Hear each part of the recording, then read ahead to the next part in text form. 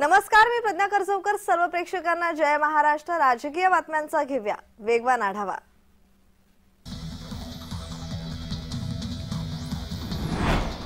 राज्य सरकार विरोधात न्यायालयाच्या अवमानाची तक्रार करण्यात आली आहे, तर छत्रपती संभाजीनगरच्या वकिलांनी ही तक्रार दाखल केली आहे. मराठा आरक्षणासाठी सर्वेक्षणाचे आदेश देण्यात आले होते. मराठ्यांचे हे सर्वेक्षण आता वादात सापडलं असल्याचं दिसतंय.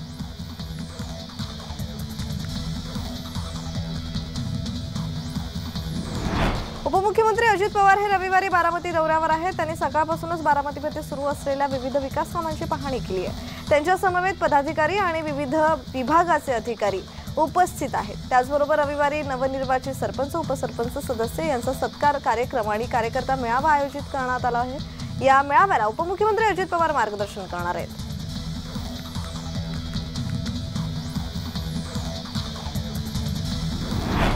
सलीम कुत्ता पार्टी प्रकरणी खासदार संजय राऊतांनी आरोप केले. तर भाजपा पदाधिकारी व्यंकटेश मोरेंनी पार्टीचे आयोजन केल्याचा दावा राऊतांनी केलाय.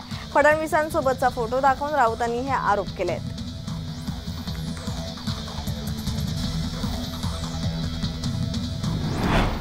आरक्षणाच्या मुद्द्यावर सुधीर मुनगंटीवार यांनी प्रतिक्रिया दिली. मराठा समाजाला त्या ठिकाणच्या तरुण-तरुणीच्या आयुष्यात कोणत्याही संकटाचा सामना करावा लागू नये यासाठी त्यांना आरक्षण द्यावं असं ते म्हणाले. सरकार संवेदनशील आहे, सकारात्मक आहे. देवेंद्र फडणवीस मुख्यमंत्री असताना कायदेशीर अभ्यास करत टिकणारं आरक्षण दिलं असल्याचंही मुनगंटीवार म्हणाले.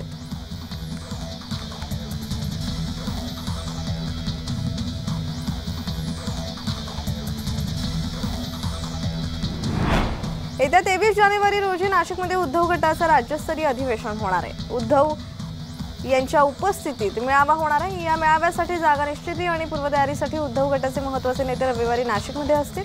खासदार अरविंद सावंत, अनिल देसाई, विनायक राऊत रविवारी नाशिकमध्ये येणार आहेत.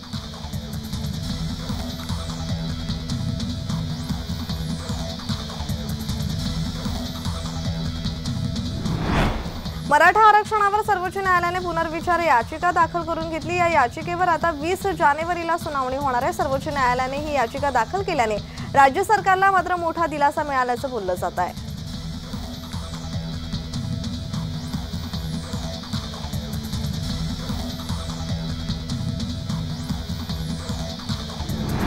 प्रदूषणावर नियंत्रण मिळवण्याचे प्रयत्न सुरू आहेत. मुंबई प्रदूषणमुक्त व्हावी हेच ध्येय असल्याचं मुख्यमंत्री एकनाथ शिंदे यांनी म्हटलं. वरळी स्वच्छता मोहिमेदरम्यान ते बोलत होते. त्यावेळी बोलताना त्यांनी आदित्य ठाकरे यांच्यावर निशाणा साधलाय. मुंबईतील अनेक वर्षांचा साचलेला कचरा साफ करतोय. पालिकेच्या तिजोरीवर काहींनी दरोडा टाकला असा टोला मुख्यमंत्र्यांनी लगावलाय. वरळी, नायगाव, माझगावमध्ये मुंबई महापालिकेकडून स्वच्छता मोहीम राबवली जाते.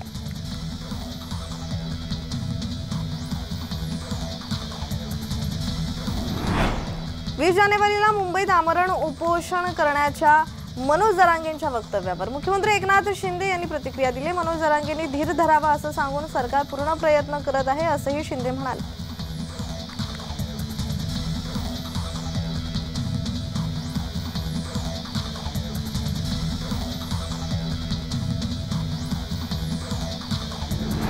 मराठा आरक्षणासाठी ही शेवटची आणि सुवर्ण संधी आहे. आता देव जरी आडवा आला तरी मराठ्यांना ओबीसीतून आरक्षण मिळवणारच अशी स्पष्ट भूमिका मनोज जरांगे यांनी बीडच्या सभेत मांडली आहे.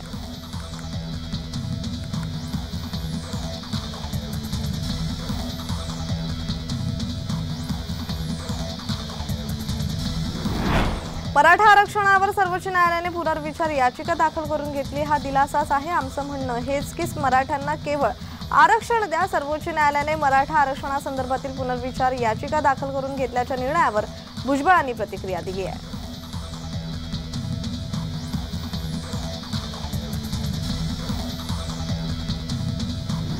मी मराठ्यांसाठी लढतो आहे, ही माझी चूक आहे का असा प्रश्न करून जातीपेक्षा कोणताही नेता मोठा नाही असं जरांगे म्हणाले.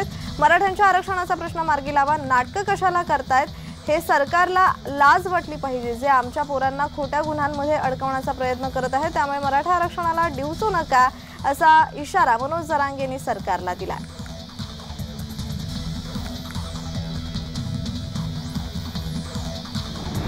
बीडच्या एल्गार सभेत मनोज जरांगेंनी टीका करताना पातळी ओलांडली आहे. भुजबळ हा येवल्याचा येळपट माणूस अशा शब्दात जरांगेंनी भुजबळांवर टीका केली आहे.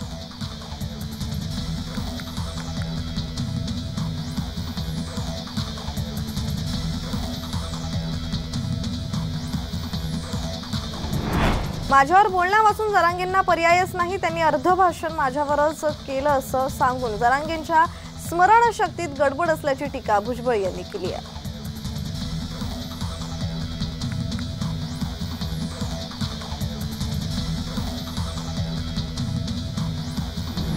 आपल्या देशात लोकशाही आहे आणि कायद्यापेक्षा कोणीही मोठे नाही, अशी प्रतिक्रिया देवयानी फरांदे यांनी सुषमा अंधारेंच्या पत्रावर दिली।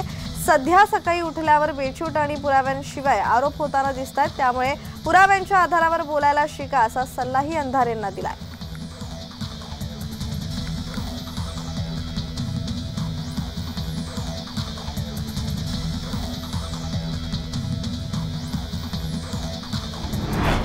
मराठा समाजाला ओबीसीतून आरक्षण द्यावे यासाठी मनोज जरांगे यांनी उपोषण केले। त्यानंतर सरकारतर्फे वंशावळी शोधून मराठा कुणबी मराठा नोंद सापडलेल्यांना प्रमाणपत्र वाटप करण्यात येत आहे। गेल्या 1.5 महिन्यात मराठवाड्यात 3462 जणांना कुणबी जात प्रमाणपत्र वाटप करण्यात आले। मराठवाड्यातील 8 जिल्ह्यात महसूल प्रशासनाने 2 कोटी पुराव्यांचा शोध घेतलाय। त्यात 27,000 मराठा कुणबी मराठा या पुराव्यांच्या आधारे जवळपास 5 ते 5.5 लाख जणांना हे प्रमाणपत्र मिळू शकते असे प्रशासनातर्फे सांगण्यात आले आहे।